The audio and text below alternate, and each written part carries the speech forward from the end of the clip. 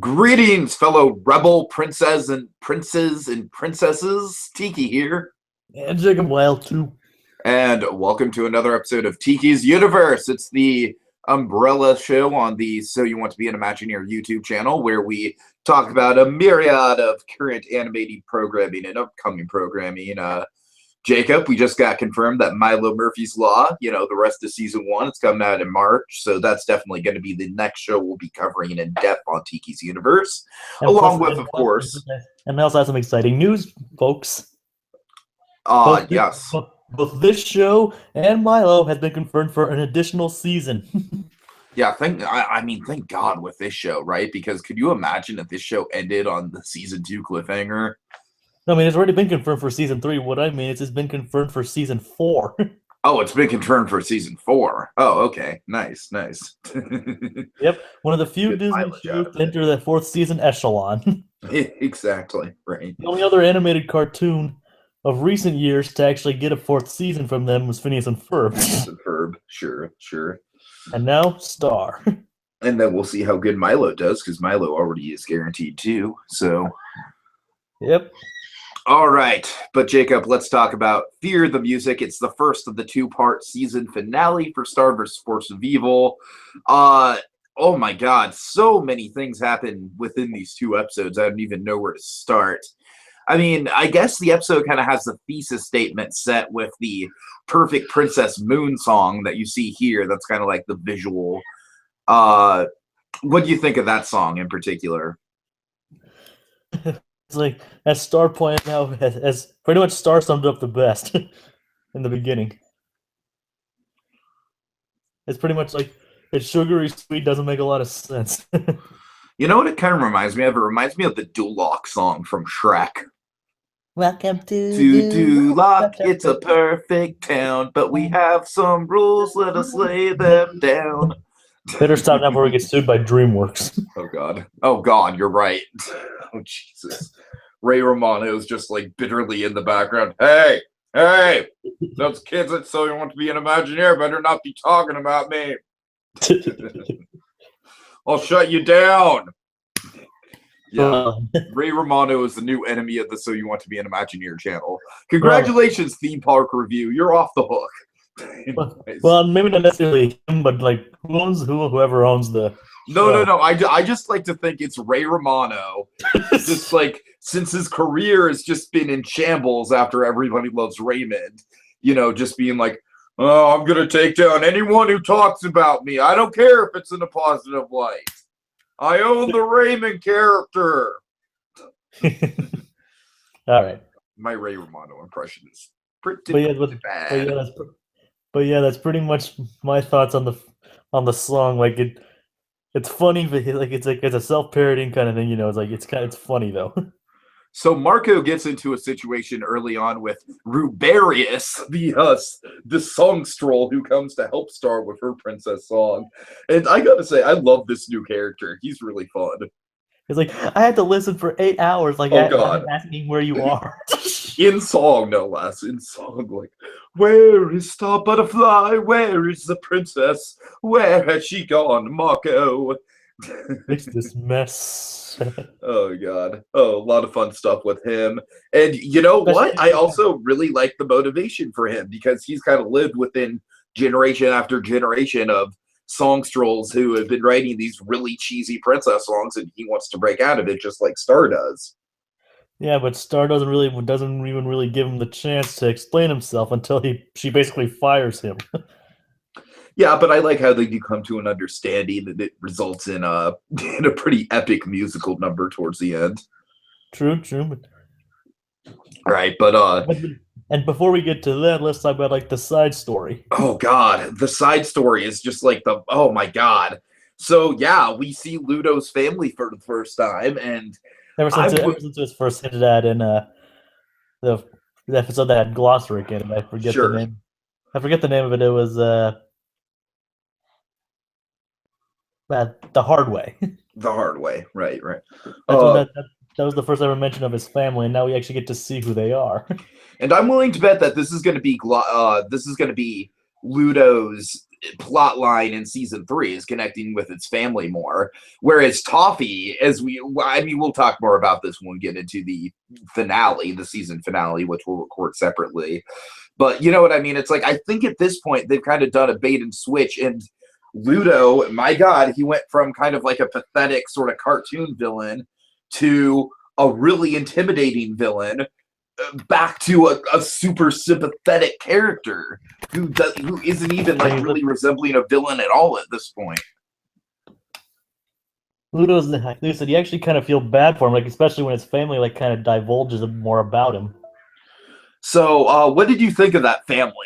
Just like the designs and just all the different names for the kids and everything like that. Like how the sheer number of kids. Yeah, seriously, the sheer amount of kids like basically made Ludo left out, and like it's kind of like Home Alone times 1,000. Yeah, and he was the one, like his father's like he was the runt of the litter. He was small, so we toughened him up and showed him tough love. And he said, well, that he said, yeah. I was like, well, that tough love basically turned him into a semi-homicidal maniac. So, good work, guys. Yeah, but at least he's sympathetic, though. Yeah, he's a sympathetic homicidal maniac. True, nonetheless. Okay, and Dennis. I think Dennis is definitely kind of like the big meat and potatoes that we can take away from the episode in terms of this is going to be the character I feel like out of anyone in Ludo's family, of course, that's going to kind of become a focal point in season 3 if I'm making predictions right now. He's at least the only one that seemed to actually care about Ludo. And Ludo the same way about him when we get into the next episode. Yeah, he probably seems to be, and Dennis even seems to be the one that Ludo even cares about. Mm-hmm. Also, just, oh my God, let's give it up for Moon Butterfly just officially becoming the biggest badass on the show. Like, yeah. I mean, seriously. It's demonstrated in the next episode, of course. Yeah, in the next episode, but this episode too, it's just like, when she's suiting up, like River's trying to convince her to, like take an army with her, and she's like, I'm fine, River. We need to do this low key. At least call me when you get there. At least he's worried about her. Oh yeah, totally. But it just goes to show, it's like, I don't know, this season has just done a good job of just advancing everyone's character, and we'll get more into Star and Marco, of course, with the next episode. But oh man, oh God, Jacob, I am just so impressed by season 2 of this show, and I really think this show is just like quality wise, it really is stepping up to kind of be a good predecessor to, or a good spiritual successor, I should say, to Gravity Falls. It's not quite the same sort of like horror comedy tone as Gravity Falls. It's much more like kind of like weird fantasy meets sci-fi with a lot of comedy in it. But it's got a lot. Oh man, I don't know. Like we said, it's like as we've been breaking down these episodes all season, it's just like it's truly been building, and the characters have been becoming more and more layered. And I think come season 3, it's just going to be like, I think come season 3, hopefully, like we're going to get to a point where there's not going to be any Sensei episodes or any Preston Chanjo episodes or anything like that. And we'll just have like a solid, just like epic narrative all the way through. I don't know. Of course, I'll need to break it up with some lighter tension, break up the tension every now and then, of course. Sure. But, okay, so Jacob... Definitely compared to the first season, there's a lot less light episodes this time around. Definitely. Let's now get to the song, Jacob, the song. Good. Props to Patrick Stump, everybody. Oh my God, yes, seriously. Jacob, I don't know if you're familiar with the band The Who, but this totally reminds me of something off of a Who album. Oh, cool. They're known for kind of like their epic, like multi-part songs that kind of like change structure and change dynamic as it goes along, and this song is very much in that same vein. Yeah, I'm well aware of The Who. I mean, okay, a few of their songs. Yeah. All right, but no, the songwriting on this is great. I love how it builds and builds. I don't know if Patrick Stump actually wrote the song. I don't know the production behind it or anything. Of course. But next, props to his singing, though. Totally.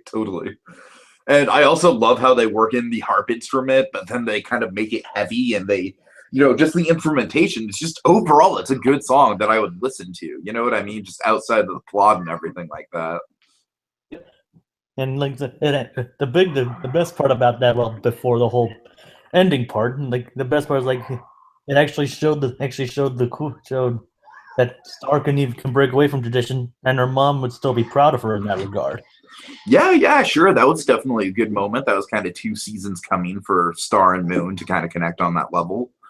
Yeah, it's like you broke away from tradition, but I couldn't be proud of you for doing it like that. Mm-hmm. Okay. Until the next part. Yeah. Also, just really quick, good foreshadowing to the next episode. But I love how we get all the minor characters we've had from the last couple episodes in attendance. We have people like Hekapoo and the Grand Council goat guy. I don't know. I'm kind of rough on some of their names, but they're all there. They're all there. Omnitraxis Prime. Omnitraxis, yeah. The space skull guy. Yep. Okay. Yeah, and then of course, right at the end of the song, it breaks down. There was basically reveals the whole Glossric thing. Yeah, which not good. It's kind of like, well, okay, maybe that's being a little too personal. Look, it's good to kind of have that whole like, all right, I'm a rebel princess, damn it, like, but yeah, kind of like basically like shredding your family's legacy apart. No, not something you might want to publicly advertise, honey. Yes, I mean the guy. Star really didn't think that part through. No, not entirely. And the good thing though is that like it's totally something her character would do. Though it's not like something completely out of character. She totally would do that. Mm-hmm. But she would be impulsive and like say, yeah, they won't mind if we tell them that our one hope is basically gone. Oh God. Hey, Glossaric is just like a big question mark in this episode and the whole finale, man. That's one of the things that really bothers me is like, what the hell is up with Glossaric now? I mean, of course, we'll talk more about that with episode 22, but. Yep. But yeah, basically the fellow humans aren't really too happy that Glossaric's gone. No. And in fact, of all things, they start throwing even corn. Oh God! I love how corn is factored into the finale. Of course, yeah, like it's like several places, like bacon wrapped corn. Yes. Bacon wrapped corn. Mm-hmm. Heck yeah, bacon goes good with almost everything. but yeah, like they of all things, they even throw a bunch of food into them. Like they're basically disgracing and like denouncing the butterflies. Mm-hmm. Yeah, and then the big reveal. Yeah, and this is just like what, like the song stroll, just kind of like working it in on its own, just kind of like slipping it in there, I assume. Something that even Star didn't know about. Right. Like it's just him kind of like picking up on, hints and body language that to Star, we must say with this StarCo thing, of course, it's not the most subtle thing in the world what Star's going through. So it totally makes sense that the song troll would pick up on something like that. Having said that, yeah, kind of a dick move to do it without bringing it up with her first. You know what I mean? Just kind of springing it on her. Yep. But at any rate, it's just another part of the song. It's just like another movement in the song, another change in style that just again makes it feel more like a Who song to me. Like I said, with all the the changing rhythms and whatnot. But yeah, right at the very end, it's just like, okay, Princess Butterfly's in love with Marco, her best friend. Yeah, whose name was Marco Diaz. It's like he wasn't even trying to work into a song, just like stating it out loud. and then that causes things to get a bit awkward between them. Oh yeah. And then so I guess the episode kind of rounds out with everyone's kind of like the council is in a panic. They're very peeved at Moon because the butterflies didn't even tell them. Right. Which it's. So really, there's a lot of stuff, a lot of high stakes going on with this finale in the background too, where the butterfly name is kind of like being disgraced all throughout Muni. just with this one song that Star wanted to write. It's like, and this is the lighter of the 2 episodes, Jacob.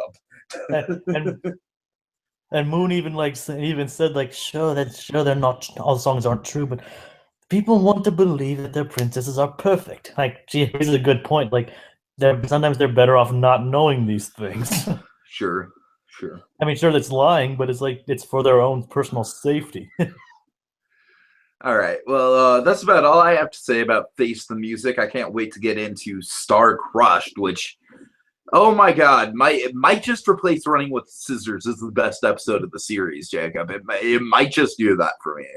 Well, let's get into it. All right, we'll see. So join us on that one, folks. Thanks for watching. Until next season, when things get a little weird and a little wild yet again.